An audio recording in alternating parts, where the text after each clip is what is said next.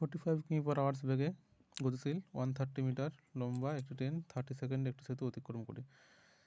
সেতুটির দৈর্ঘ্য নির্ণয় করো। সোজা ব্যাপার। 45 কিলোমিটারকে মিটার/সেকেন্ডে, তাহলে 5/18। ঠিক আছে, এবার এটা 30 সেকেন্ড কত যাচ্ছে, 30 করে দেওয়া হলো একবারে। তাহলে 3 6 18 6 5 30 3 15 45, মানে 375। এটা হচ্ছে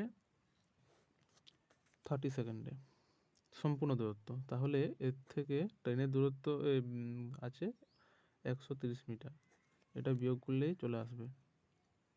তাহলে 5 4 আর এ পাশে 2, 245 মিটার। Option C.